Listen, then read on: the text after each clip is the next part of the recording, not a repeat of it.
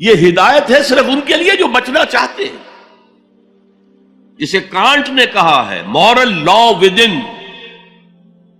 اس نے کہا کہ وجود ہستی کے دو دلیلیں ہیں سب سے بڑی. The starry heavens above and the moral law within. ہمارے اندر مورل لا ہے، یہ اچھا ہے یہ برا ہے، یہ خیر ہے یہ شر ہے، یہ مورل لا ہے اندر. جن کا یہ مورل لا فطرت کی صحت و سلامتی کی بنیاد پر برقرار ہے، جو تمیز کرتے ہیں بھلائی اور برائی میں، ان کے لیے ہدایت ہے.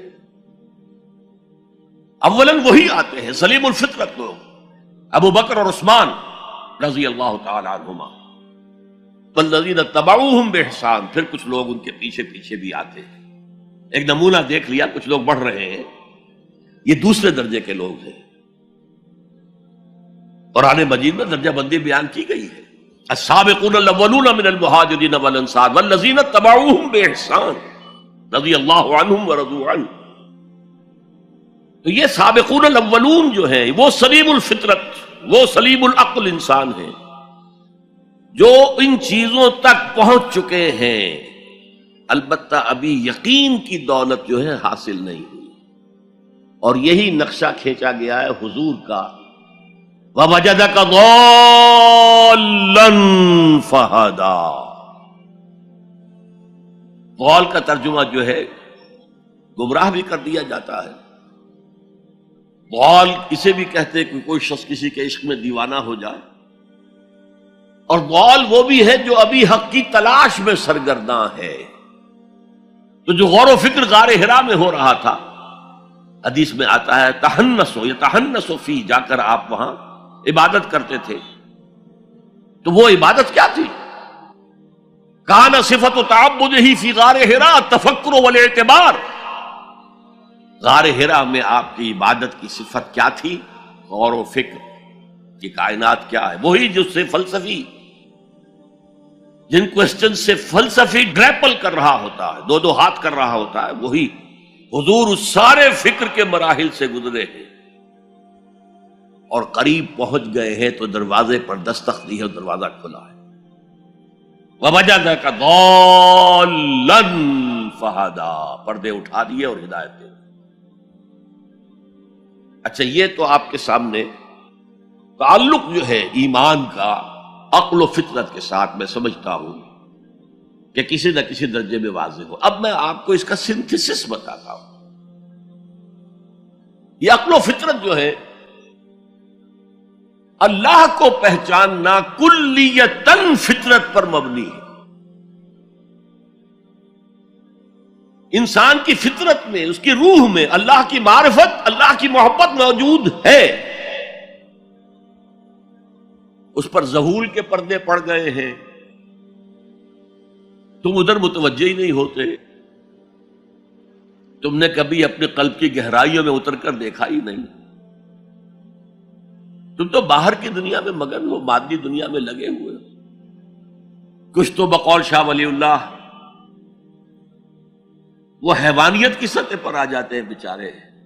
صبح سے شام تک کی کمر توڑ دینے والی محنت کے بعد بھی ان کی بنیادی ضرورتیں زندگی کی پوری نہیں ہوتی. وہ کیا کسی سے لو لگائیں گے، کیا خدا کو یاد کریں گے.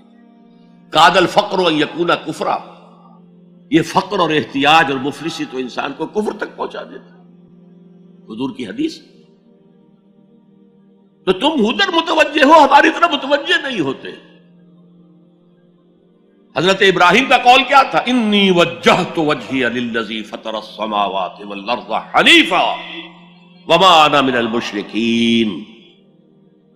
اور یہ نماز کا افتتاح بھی ہے. انی وجہت وجہی، میں نے اپنا رخ سیدھا کر لیا ہے اللہ کی طرف، حنیف یکسو ہو کر، دائیں بائیں کوئی میری توجہ نہیں جا رہی. یہ ہے در حقیقت اس عبادت کا تقاضا، جو کہ شکر کا لازمی نتیجہ. اب اس کا سنتھیسس دیکھیے. میں نے کہا کہ سب سے پہلے ایمان باللہ وہ کلیتاً فطرت پر ہے. اسی لیے کانٹ نے یہ ثابت کیا، ایک کریٹیک آف پیور ریزن، اس کی کتاب جس نے ہنگامہ پیدا کر دیا تھا پورے یورپ میں. اس وقت تک کرسچینٹی ڈومیننٹ تھی اور مذہب ایک اہم عنصر تھا انسانی زندگی کا. اس نے کہا اللہ کے وجود کے لیے جتنے منطقی دلیلیں دی گئی ہیں سب غلط ہیں، میں سب کو کاٹ کر دکھاتا ہوں. جیسے ہم کہتے ہیں لوہے کو لوہا کاٹتا ہے، منطق نے منطق کو کاٹ دیا. There is no logical reason to prove the existence of God. A critique of pure reason، میں نے کہا تھا پیور ریزن، عقل خالص جو فطرت سے رہنمائی نہیں لے رہی. وہ فلسفہ جو ہے اس کی منزل کیا ہے؟ ایگنوسٹسزم یا اسکیپٹسزم، لا ادریت یا ارتیابیت. پھر اس نے ایک کتاب لکھی بعد میں، کریٹیک آف پریکٹیکل ریزن. اس نے کہا کہ عملی طور پر انسان اخلاق حسنہ اختیار کر ہی نہیں سکتا جب تک کہ خدا کو نہ مانے. یہ نیسیسٹی ہے انسان کو کہ مانے. علامہ اقبال نے اس کو تسلیم کیا ہے، کانٹ کے اس دعوے کو. وہ ان کی کتاب ہے reconstruction of religious thought in Islam, کہ کوئی منطقی دلیل خدا کے وجود کو ثابت نہیں کر سکتی. متکلمین نے کوششیں کی ہیں لیکن دلیل دلیل کو کاٹ دیتی ہے، منطق منطق کا توڑ کر دیتی ہے. وہ صرف قرآن نے لفظ آیت استعمال کیا جو میں نے بیان کیا تھا. اس کائنات میں ہر شے اللہ کی نشانی ہے. جیسے آپ کو اپنے کسی دوست کی دی ہوئی کوئی شے دیکھتے ہی دوست یاد آ جاتا ہے، ایسے ہی آفاق و انفس میں اللہ کی نشانیاں ہیں. تمہارے اندر بھی اللہ کی نشانیاں ہیں. ذرا توجہ تو کرو، آفاق کو دیکھو، کھول آنکھ، فلک دیکھ، زمین دیکھ، فضا دیکھ. افلا ينظرون الى الابل كيف خلقت والى السماء كيف رفعت والى الجبال كيف نصبت والى الارض كيف سطحت فذكر انما انت مذکر. کیا یہ دیکھتے نہیں، غور نہیں کرتے اونٹ کو کیسے پیدا کیا گیا، کتنا اپنے ماحول کے ساتھ مناسبت رکھتا ہے. 7 دن نہ کچھ کھانے کو ملے نہ پینے کے ملے، اسے کوئی پرواہ نہیں. صحرا لقدت صحرا کا جہاز، وہ دیکھتے نہیں آسمان کیسے بلند کر دیا گیا، دیکھتے نہیں پہاڑ کیسے گاڑ دیے گئے، دیکھتے نہیں زمین کیسے پھیلا دی گئی. اے نبی آپ یاد دہانی کرائیے، یہ نشانیوں کی طرف متوجہ کر دیجئے. آپ سوائے یاد دہانی کرانے والے کے اور کچھ نہیں ہے. آپ کے ہاتھ میں اختیار نہیں ہے کہ آپ اللہ کو منوا لیں. یہ تو تمہارے اندر سے فطرت سے ابھر کر گواہی آئے گی. اب دیکھیے اس کے لیے آیت، جسے میں یہ قرآن مجید کی طویل آیات میں سے، جیسے آیت البر ہم نے پڑھی تھی، ان فی خلق السماوات والارض واختلاف اللیل والنہار والفلک التي تجری فی البحر بما ينفع الناس وما انزل اللہ من السماء من ماء فاحیا به الارض من بعد موتها وبث فیہا من کل دابۃ وتصریف الریاح والسحاب المسخر بین السماء والارض لآیات لقوم یعقلون. یقیناً آسمان اور زمین کی تخلیق میں، رات اور دن کے الٹ پھیر میں، اس کشتی یا جہاز میں کہ جو ایسا سامان لے کر چل رہی ہوتی ہے جو لوگوں کو نفع پہنچاتی ہے، اور وہ جو اللہ نے آسمان میں سے پانی اتارا اور اس سے زمین کو اس کی موت کے بعد زندہ کر دیا اور زمین میں پھیلا دیے ہر طرح کے جاندار، اور یہ ہواؤں کا چلنا اور یہ بادل جو مسخر ہیں زمین و آسمان کے مابین، ان میں سے ہر ایک نشانی ہے، پہچانو. کیا مطلب؟ تم نے کسی مصور کی تصویر دیکھی، تعریف تصویر کی کرتے ہو یا مصور کی کرتے ہو؟ مصور کا کمال ہے، تصویر میں کیا ہے؟ ہاں وہ اپنے منہ سے بول رہی ہے، اپنی زبان حال سے اپنے بنانے اپنے مصور کی تعریف کر رہی ہے. تو کائنات کا ذرہ ذرہ اللہ تعالیٰ کی نشانیوں پر ہے. شیخ سعدی نے کہا، بڑا پیارا شعر ہے، برگ درختان سبز در نظر ہوشیار ہر ورق دفترست از معرفت کردگار. یہ جو سبز درختوں کے پتے ہیں، ایک نگاہ ہوشیار جو کہ ان کی حقیقت کو پہچان سکے، اس کے نزدیک ہر پتا معرفت کردگار کا ایک بہت بڑا دفتر ہے۔ اور آج ہمیں معلوم ہے ہر پتا ایک فیکٹری ہے، فوٹو سنتھسس کا عمل اس میں ہو رہا ہے، سورج کی انرجی کو جذب کیا جا رہا ہے۔